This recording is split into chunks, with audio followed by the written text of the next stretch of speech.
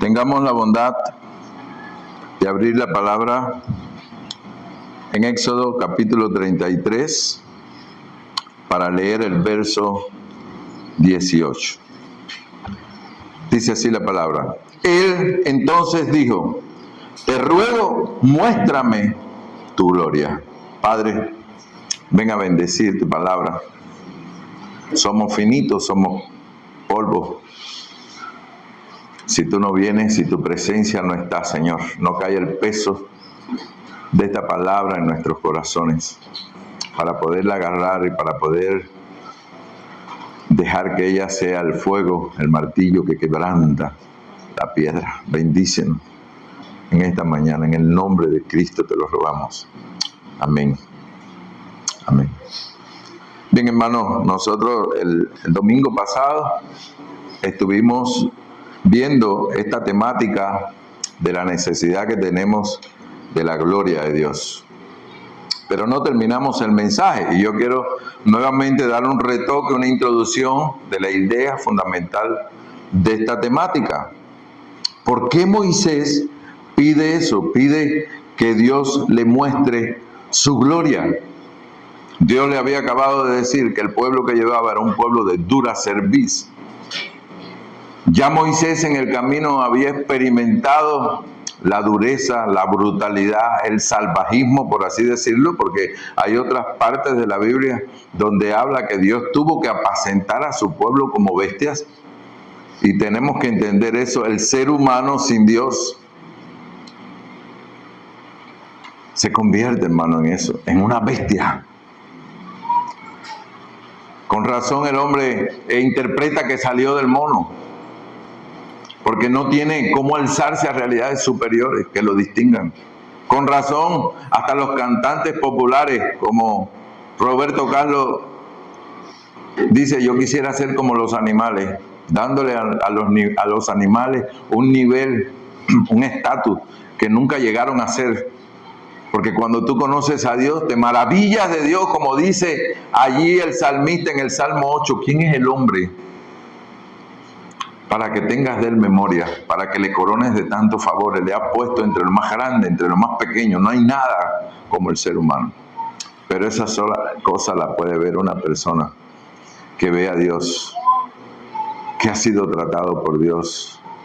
Y Moisés dice: Señor, muéstranos tu gloria. El mismo que ya Dios le había dicho: mi presencia va a ir contigo. Pero te voy a decir algo, hasta la misma presencia de Dios se puede convertir en una rutina en cualquier persona.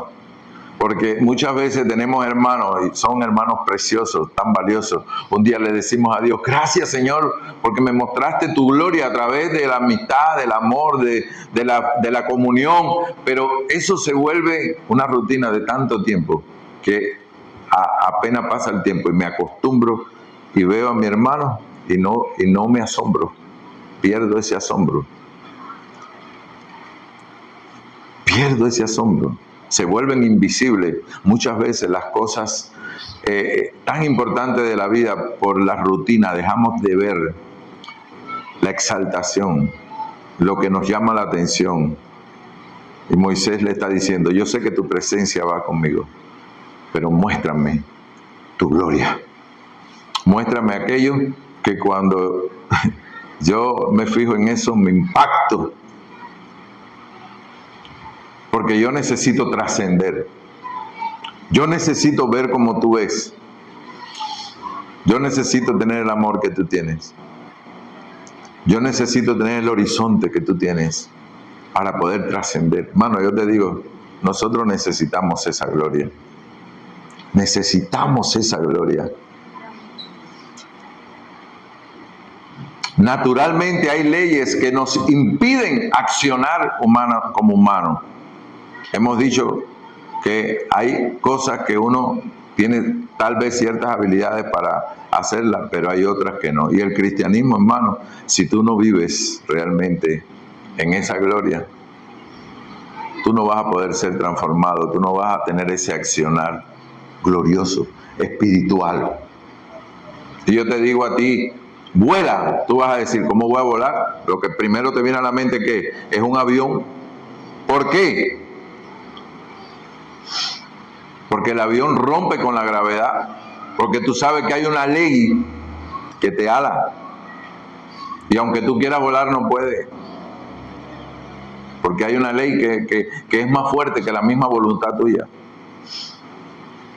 Hay leyes que superan otras leyes. Y precisamente es una de las cosas que el hombre tiene que descubrir.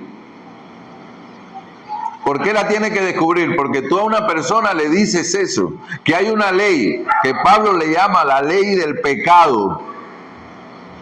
Y el hombre dice, bueno, el pecado, aquel que es ladrón, aquel que es un antisocial y no quiere relacionarse con nadie, aquel que fornica, que adultera, que hace esto, que hace lo otro. Yo no. Escúchame, es una ley. El hombre natural necesita, prescinde, le es indispensable una ley que lo haga superar la ley del pecado. Y cuando tú vas, por ejemplo, allí a Romanos capítulo 7, versos 18 al 19, te topas a Pablo queriendo agradar a Dios, pero hay una fuerza que lo asalta y que lo lleva nuevamente a la ley de su mente y que lo cautiva al pecado. Dice así: así que queriendo yo hacer el bien, hallo esta ley. ¿Cuál es esa ley? Que el mal está en mí, porque según el hombre interior me deleito en la ley de Dios, pero veo otra ley en mis miembros, que se revela contra la ley de mi espíritu y que me lleva cautivo a la ley del pecado que está en mis miembros. Miserable de mí, ¿quién me librará de este cuerpo de muerte? Moisés sabe que ese pueblo no puede levantar por sí mismo, a menos que Dios no lo libere, porque es duro de servir. Y él entiende lo miserable que es ese pueblo, porque cuando Dios lo llamó a él se portó igual que ese pueblo. Él se quedó perplejo, él se echó para atrás. ¿Recuerda? ¿Cómo yo voy a vencer a un imperio? ¿Cómo yo voy a vencer a un imperio forjado por un faraón con un ejército? Eso es imposible. Yo no voy a poder liberar a ese pueblo. Pero Dios le mostró quién era él. Dios le mostró quién era él. Le mostró su gloria. Y se la mostró en aquella zarza, recuerdo. Él vio que aquello no se apagaba. Él dijo, esto no es normal, esto trasciende. Esto no es lo normal. Y eso lo llevó a ¿qué? A convertirse. A decir, en mi esfera las cosas no trascienden, en mi esfera las cosas se agotan, en mi esfera las cosas se acaban. Pero en esta esfera no. ¿Qué es convertirse, hermano? Para que entienda. Convertirse es renunciar a tener como fuente de vida tu propio ego, tu propia carne, tus propios deseos. Renunciar a eso para que en tu vida entonces esté la fuente de Dios, que es Cristo. Jesús dijo, el que cree en mí, de su interior correrán ¿qué? Ríos de agua viva. El que cree en mí, como dice la Escritura. Evidentemente, eso es convertirse. Ahorita cantábamos esa canción donde proclama a Cristo como Rey.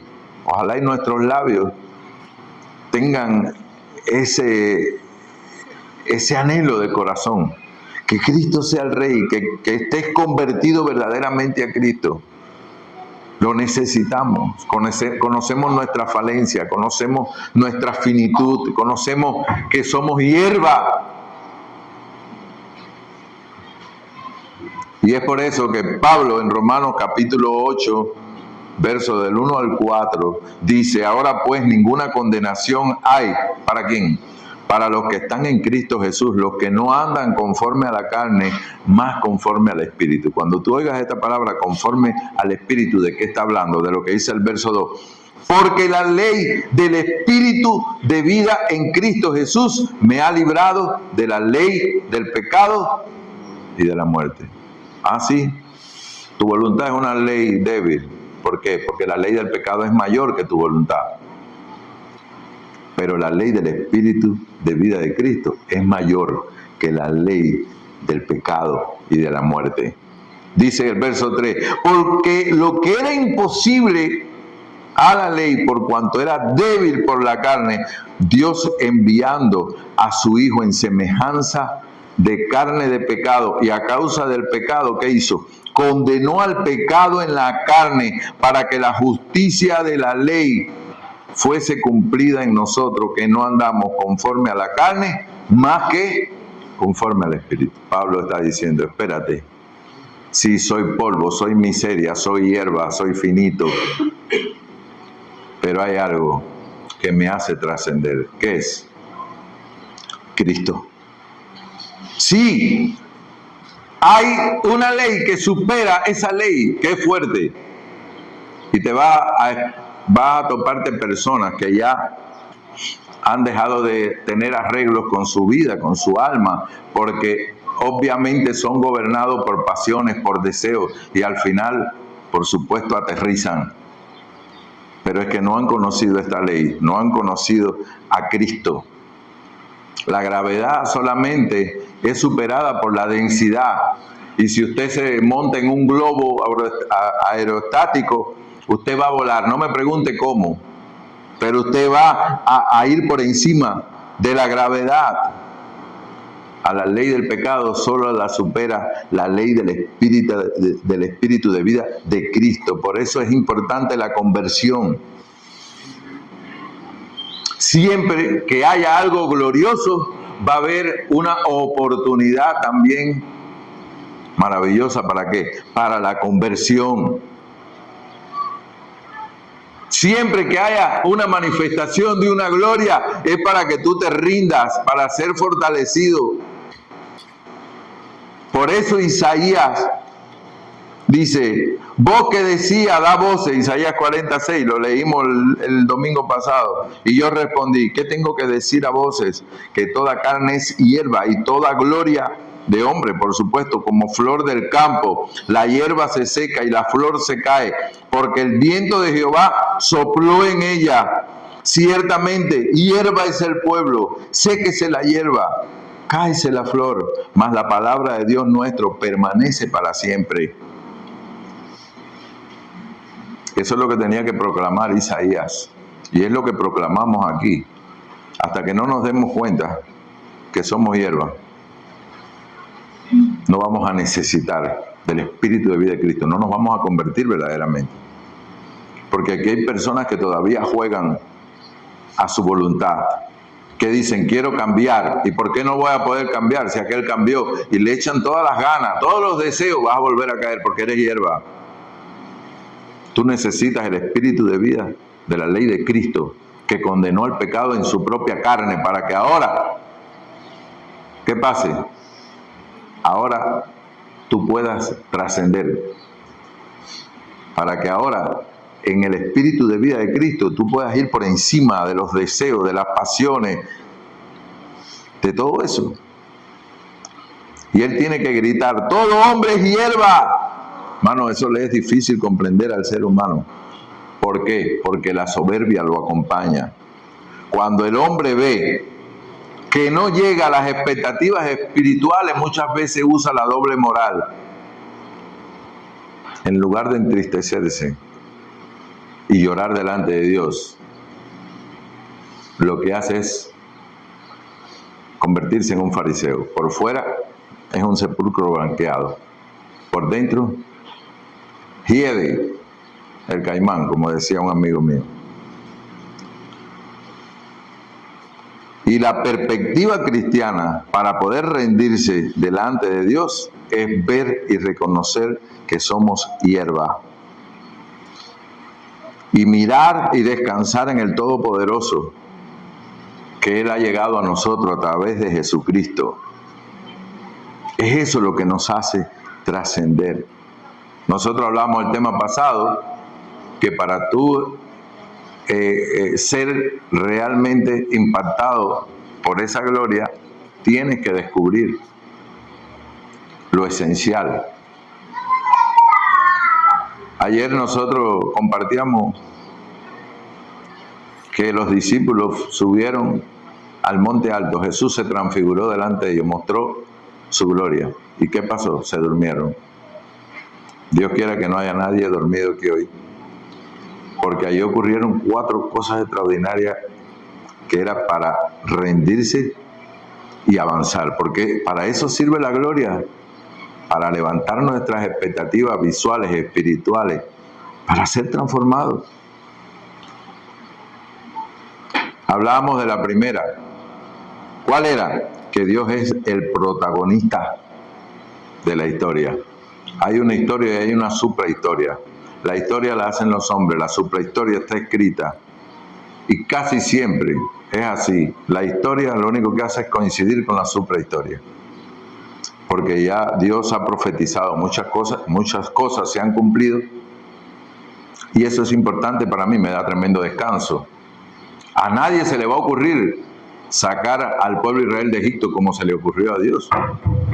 Abrir el mar, pasar el pueblo, cerrar el mar y que ahí queden ahogados los egipcios.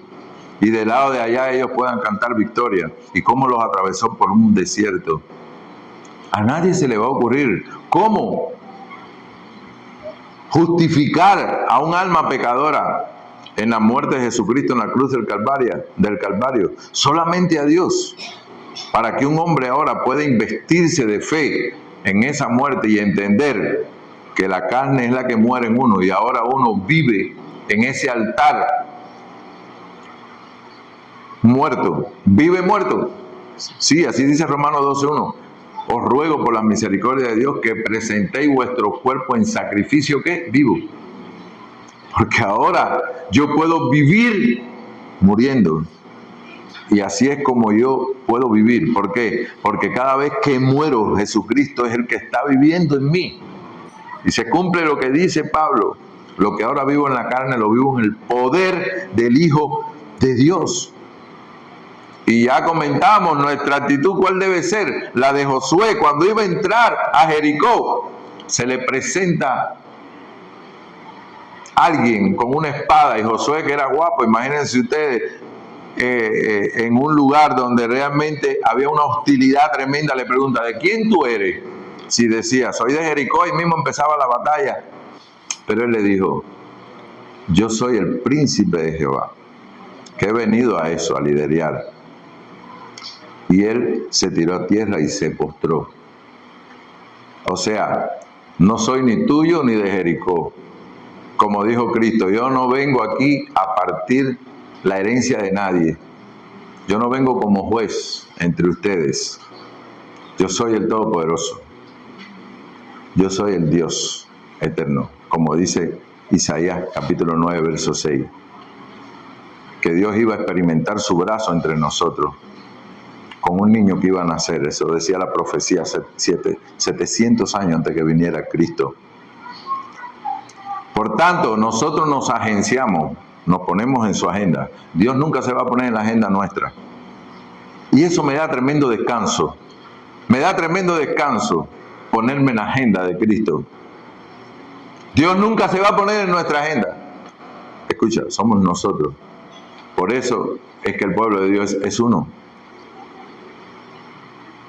Porque Dios no va a venir a comunidades independientes. No, no. Por eso es que decíamos, no creemos en que hay dos grupos de deportistas. Los dos le están pidiendo a Dios para ganar. ¿Qué disparate es ese? No es el mismo Dios. ¿Qué disparate? Dios no vino a partir como juez. No. Nosotros nos ponemos en su agenda. Y eso es precioso, porque cuando es así, es Dios quien está comandando. Y tú tienes que comprobar que tú estés haciendo la voluntad de Él. Dios nunca va a venir a rebajarse a nosotros. Somos nosotros los que tenemos que rendirnos a Él.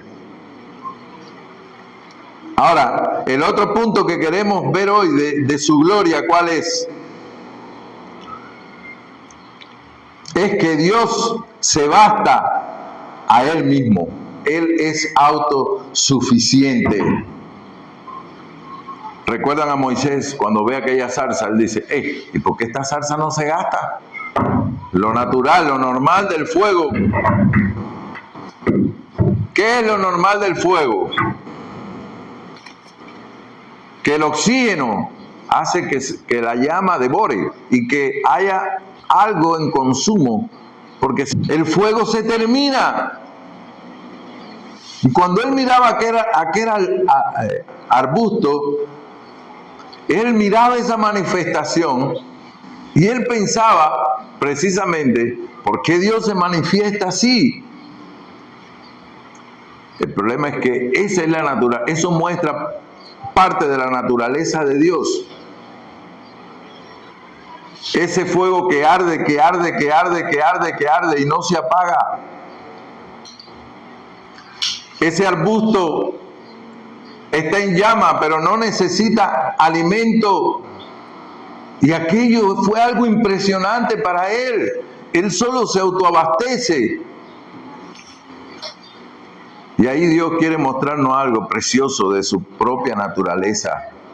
Si hay una cosa que un hijo de Dios tiene que aprender desde muy temprano cuando camina con Dios, es que Dios no necesita combustible. Él se sobra y Él se basta. Dios tiene vida en sí mismo.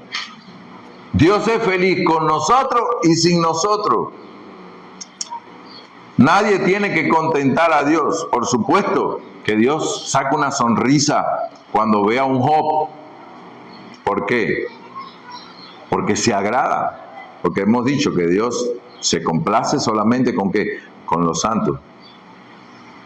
Pero el hecho de que Él se complazca, de que Él se agrade, no quiere decir que tú aumentas la intensidad de la alegría de Dios. No, Dios es feliz sin ti. No hay que tirarle piropo para que él se sienta halagado. Cuando Moisés le dijo, ¿quién eres, Señor? Él dijo, yo soy el que soy.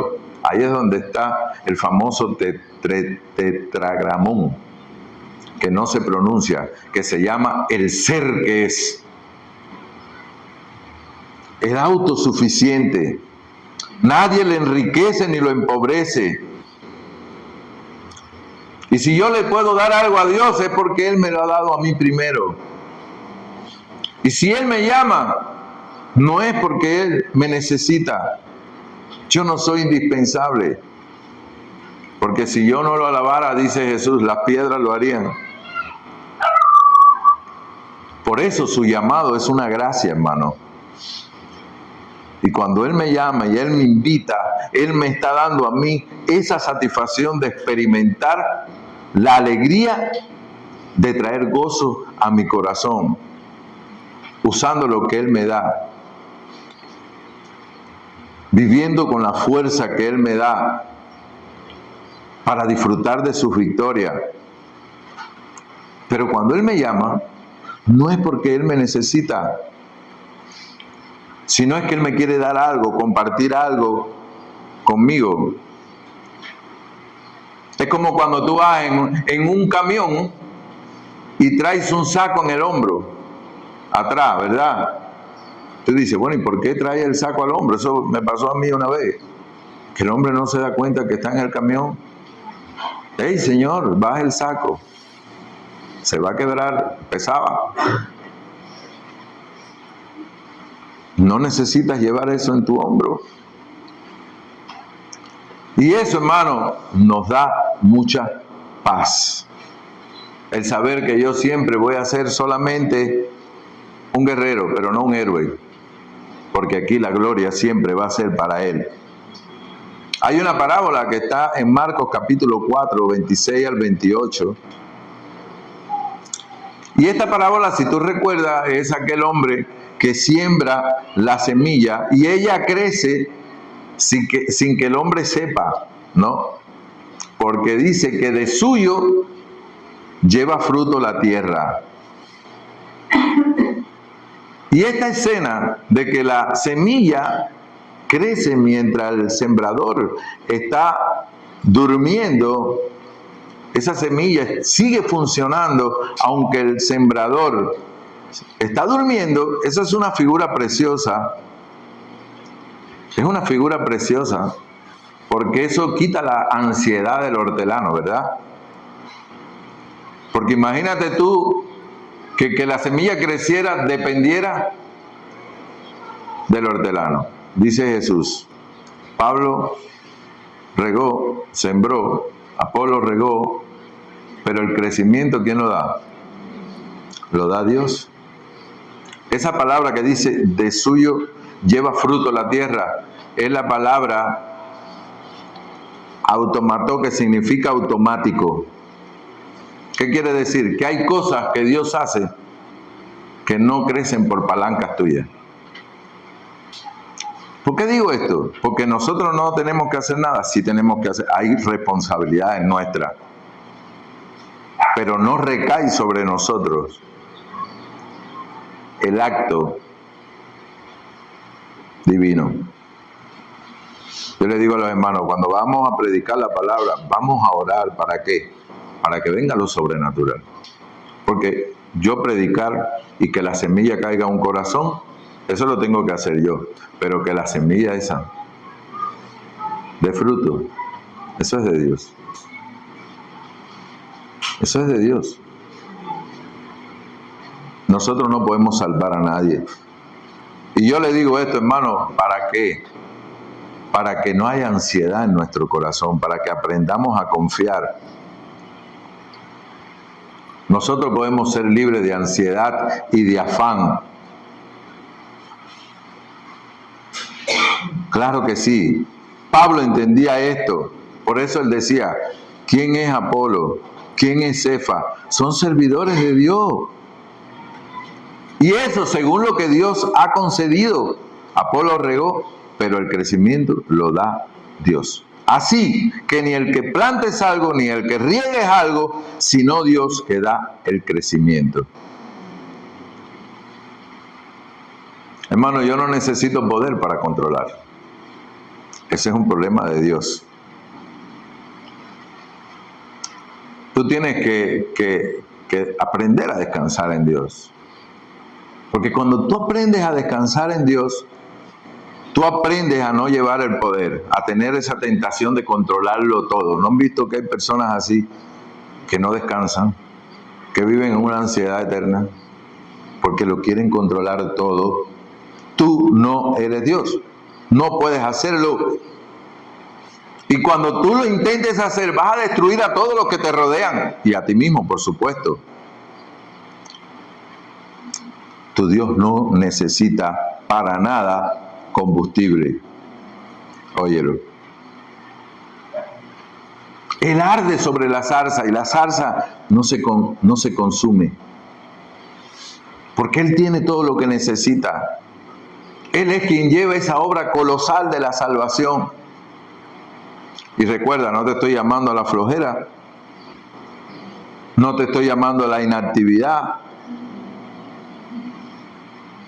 No te estoy llamando a que estés confiado en el automatismo. No. Yo quiero avivar tu fe.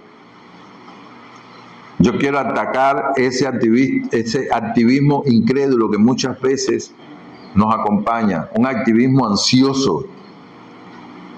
Uno tiene que aprender a descansar en ese Dios autosuficiente.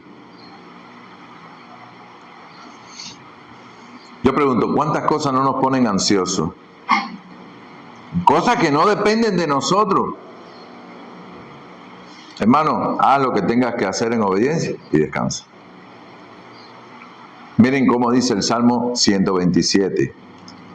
Si Jehová no edifica la casa, en vano trabajan los que la edifican. Si Jehová no guarda la ciudad, en vano vela la guardia. Por demás es que os levantéis de madrugada y vayáis tarde a reposar y comáis el pan de dolores, pues a su amado Dios dará el sueño. ¿Qué te está diciendo aquí? Mientras el amado de Dios duerme, Dios trabaja. Yo he visto personas así, con una vida de agobio, pensando que tienen que impulsarlo todo. y por supuesto a punto de colapsar. Y la realidad es que Dios puede estar haciendo milagros sin que yo lo sepa. Porque Dios es así de grande, es indomable en majestad. Dios le dijo a Moisés, no te acerques, quita tu calzado porque el lugar donde estás pisando santo es. ¿Y qué hizo Moisés? Cubrió su rostro y le adoró. Así dice aquí la palabra. ¿Qué es eso? Eso es reverencia ante la gloria. No solamente debemos descansar, sino aprender a descansar en la gloria de Dios, sino tenemos que aprender ¿a qué? A reverenciar a Dios. El Dios de Cristo, del Cristo amable que dice en hebreo que podemos acercarnos confiadamente, ese Dios es un Padre que nos ama, que nos protege, pero ¿saben qué dice la Biblia? Que Él no deja de ser un fuego consumidor. Él es santo, Él es majestuoso, Él es glorioso, pero yo no puedo jugar con Él, porque me achicharro. Entonces, tú y yo necesitamos una mayor conciencia de la dignidad de Dios, de la grandeza de Dios, de la majestad, de la deidad de Dios, esa superioridad imponente, grande, suprema. Tenemos que aprender a quitarnos las sandalias, andar reverente en la presencia de ese Dios soberano. Porque Dios no es ningún juguetico, no es manipulable. No, hermano. En Cristo, sí, Él me deja acercarme, Él me abraza, me llena de su amor por su espíritu, derrama su espíritu incluso en mi corazón. Repito, no deja de ser fuego consumidor. Por lo tanto, yo necesito aprender a quitarme el calzado de mis pies y temblar ante su tierra sagrada, no de miedo, de asombro y de respeto por Dios. No sé cuántos se han acercado a una gasolinera que han visto el cartel que dice no fumar, porque no puedes jugar. Es como cuando estás trasvasando la balita, que tú haces así y tú coges la espuma a ver si no se está botando el gas, porque tú sabes que eso es muy beneficioso, pero es también que muy peligroso. El Salmo 2, el verso 11 dice así: servid a Jehová con temor y alegraos con temblor, honrad al Hijo para que no se enoje y perezcáis en el camino, pues inflama de pronto su ira. Bienaventurados todos los que en Él confían. Hermano, cuando tú conoces a Dios, tú temes. Tú vives en ese asombro y en ese respeto, pero tú confías. O sea, a nadie se le ocurre que un cable que no tiene corriente, de momento va a tener corriente. Claro, a todos nosotros hemos sufrido el chuchazo, que estamos manipulando un positivo y de momento hacemos contacto, hacemos tierra, ¡juábana! ¿Verdad? Pero a nadie se le ocurre que si está totalmente aislado, le va a dar el corrientazo. Mano, uno tiene confianza, una confianza en Dios cuando tiene su conciencia tranquila, su conciencia limpia. Dice: bienaventurados todos los que en Él confían. Dice: alegraos con temblor. ¿Cómo se hace eso? Como te estoy diciendo, ve a ver que no hagas tierra. Ve a ver que no te meta el chuchazo. Y por último, la obediencia que sea sin medias tintas. ¿Han visto la película de esas medias tintas? Una cantidad de gente hipócrita que se acerca a Dios. Para Dios no hay ningún problema. Que tú llegues a Él con tu incapacidad, con tu problema y le digas: no puedo, ayúdame. Pero no vengas a medias tintas. Hay un pasaje que a mí me pone a temblar. Éxodo capítulo 4, versos 20 al 24. Dice así ese pasaje: Entonces Moisés tomó su mujer y sus hijos y los puso sobre su asno y volvió a tierra de Egipto, y tomó también Moisés la vara de Dios en su mano. Y dijo Jehová a Moisés: cuando hubieres vuelto a Egipto, mira que hagas delante de Faraón todas las maravillas que he puesto en tu mano. Yo espero endurecerle el corazón de modo que no dejará ir al pueblo, y dirás a Faraón: Jehová ha dicho así: Israel es mi hijo, mi primogénito. Ya te he dicho que dejes ir a mi hijo para que me sirva, mas no has querido dejarlo ir. He aquí que yo voy a matar a tu hijo, tu primogénito. Y aconteció en el camino que en una posada le salió al encuentro Jehová y quiso matarlo. Miren, esto es uno de los pasajes más extraños que hay en la Escritura. Porque, si te das cuenta, aquí Moisés se ha resistido, ha luchado con Dios. Pero Dios lo ha vencido en otras oportunidades, ha mostrado su gloria, se ha rendido. Entonces Moisés va rumbo a Egipto a cumplir la misión que Dios le ordena, se monta sobre el asno, monta a su hijo, monta a su esposa, coge la vara y en una posada Dios le sale al encuentro y quiere matar a Moisés. ¿Qué está pasando aquí? ¿Dónde está el villano favorito? ¿En Egipto? Aquí el villano no es Moisés. ¿Qué está pasando aquí? Hermano, Moisés va a hacer una misión que es casi imposible. Miren lo que dice el verso 25 y 26. Entonces Séfora cogió un afilado pedernal y cortó el prepucio de su hijo y lo echó a sus pies, diciendo: a la verdad, tú me eres un esposo de sangre. Así le dejó ir, y ella dijo: esposo de sangre a causa de la circuncisión. Imagínense ustedes lo que está pasando aquí. De repente Dios visita a Moisés y quiere matar a Moisés.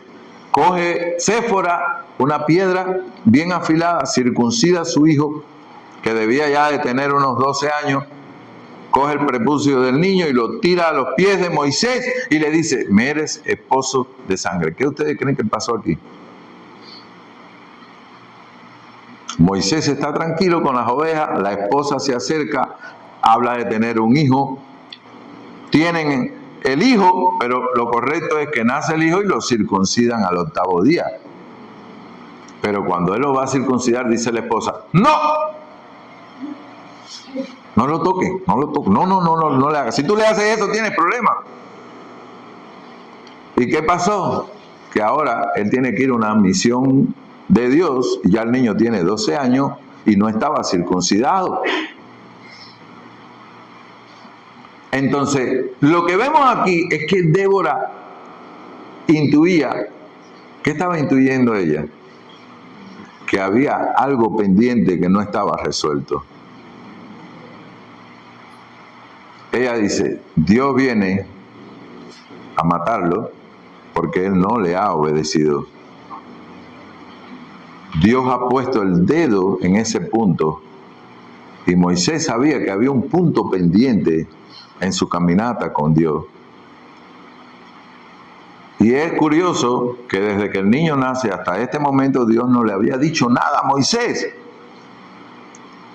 Hasta aquí Dios le había permitido caminar en una obediencia parcial, pero ahora Dios va a usar a ese hombre como nunca antes lo había usado. Va a mostrar su gloria en las naciones, y ahora Dios no quiere obediencia parcial. O te enderezas o te mata. Hermano, cuando Dios quiere hacer cosas grandes, Él va a apretar la tuerca. Él no quiere nada pendiente. Para Dios hacer cosas grandes hay que tomar el pedernal afilado. Pero yo te voy a decir algo: si decidimos obedecer a Dios, vamos a ver su gloria. Dios quería matar a Moisés. Dice la Biblia que Dios no quiere la muerte del que muere. Pero Dios va a hacer eso. Dios va a apretar la tuerca. Dios nos va a arrinconar. Dios va a darte de algún modo una paliza para que tú te des cuenta. Porque tú sabes todas las cosas pendientes que hay. Porque tú sabes que no puedes mirar a tus músculos. Ah, eso sí, teme a Dios, descálzate, honra a Dios, porque Él es fuego. Obedece y vas a ver su gloria. Obedece, vas a ver su gloria. Porque su guerrero va a ir delante. Entonces hasta aquí vimos 4 verdades gloriosas este día. Primero, Dios es el protagonista, no tú, no es la iglesia, no es el pastor. Es el príncipe del ejército de Jehová, que decíamos que esto es una teofanía, que es Cristo llegando en el Antiguo Testamento al pueblo. Segundo, Dios es autosuficiente. Él es autoexistente. Él es el fuego que arde en la zarza y no se apaga, no se consume. Él no necesita combustible y uno puede descansar. Tercero, debemos acercarnos a Dios como con reverencia, porque Dios es fuego santo, Dios no es un juguete. Tenemos que servir a Jehová con temor y alegrarnos con temor. Cuarto, Dios no acepta una obediencia parcial. Y aquí aprendemos en la posada que si Dios va a usar tu vida, no puede haber nada pendiente. Así que arregla hoy todo lo que está para morir. Mira en tu vida aquellas cosas que Dios todavía no ha tocado, pero que tú sabes que no están bien, pero que tienen que morir. Ahora, ¿qué queda, hermano? Desear su gloria. No se trata de un drama, ni de lágrimas forzadas, ni de un altar lleno de emociones vacías. Se trata de algo más sencillo, de algo más profundo. Se trata de que hoy, al cerrar tus ojos, diga desde lo más profundo de tu corazón: Señor, yo no quiero seguir cargando lo que tú puedes llevar, lo que solo tú puedes hacer, lo que solo tú puedes llevar. Yo quiero tu fuego. Yo quiero vivir en ese fuego que nunca se apaga. Muéstrame tu gloria. ¿Saben qué va a pasar? Dice Amós 5:4: búscame y vivirá tu alma. Toma esta palabra, pequeña palabra, pero con fuego, para que te rindas. Esa fue la palabra que Moisés entendió allí en la zarza. Esa fue la palabra que Josué entendió cuando el príncipe desenvainó la espada. Esa fue la palabra que Pablo entendió cuando Dios lo tumbó al piso. Le dijo: al que tú persigues, soy yo, Cristo. Así que ríndete. Ríndete, no es que no hagas nada, es que no puedes llevar el peso. Es que eres hierba. Pero el Todopoderoso está aquí para ir con nosotros. Así que cierra los ojos por un momento.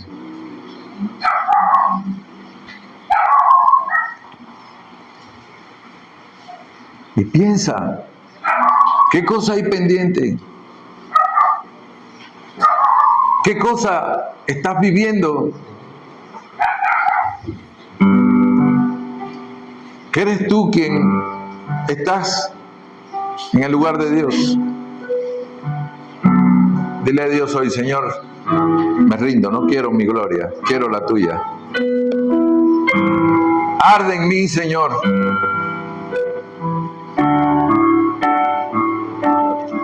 Pero arde sin consumirme. Hazme como la zarza, frágil por fuera, pero con tu fuego dentro.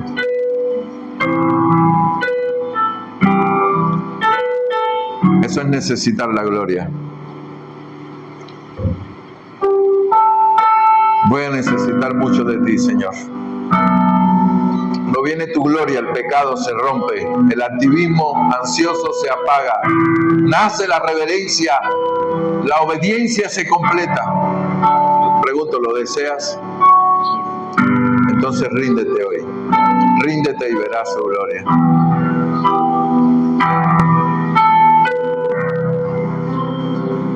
Meditemos en este cántico mientras los hermanos tocan esta adoración.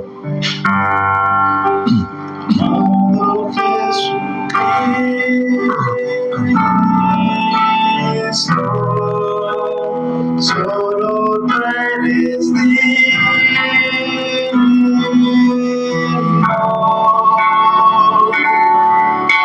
de gloria y honor, te coronamos Rey y Señor, te damos alabanza.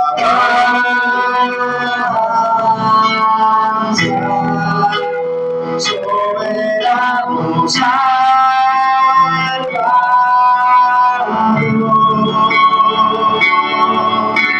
de corazones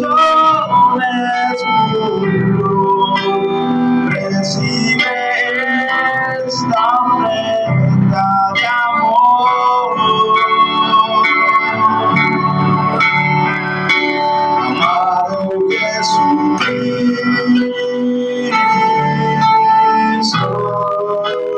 solo tú eres digno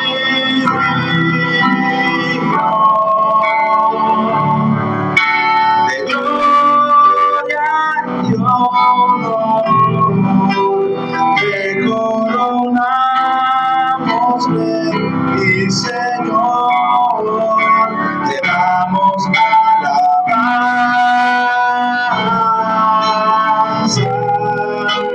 Soberano Salvador,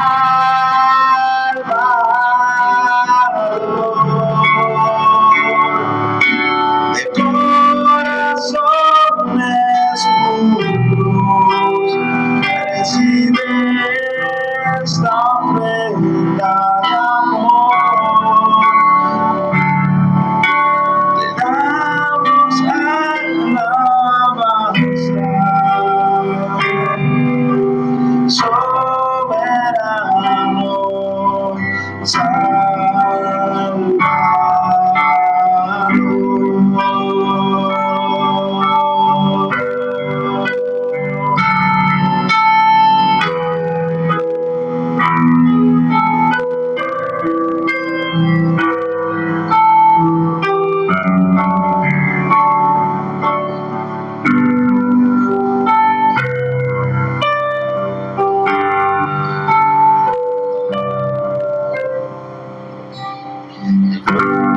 ¿Saben una cosa, hermano?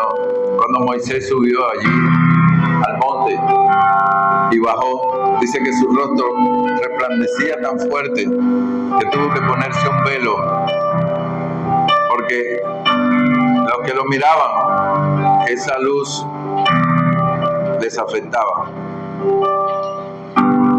Cuando los discípulos subieron al monte, que Jesús se transfigura, ellos están medio dormidos, pero no solo eso, sino que querían igualar a Cristo, a Moisés, a Elías, y desciende una nube y Dios le dice, no es Cristo, no es Elías, no es Moisés, a él oíd, es a Cristo. El objetivo de esa gloria, hermano, es que nosotros podamos reflejar las virtudes de Cristo, es que nosotros podamos reflejar a Cristo. Él murió por nosotros en la cruz. ¿Para qué? Para que hoy esa gloria pueda reflejarse en nuestra vida con nuestras almas justificadas, para vivir por su fe, para que ese espíritu de vida nos haga trascender. Cuando tú estás verdaderamente en Cristo, nueva criatura eres hecha. Hay un poder un poder que nos transforma, un poder que nos hace reflejar el carácter de Dios. Y cuando las personas nos ven, no nos pueden ver igual.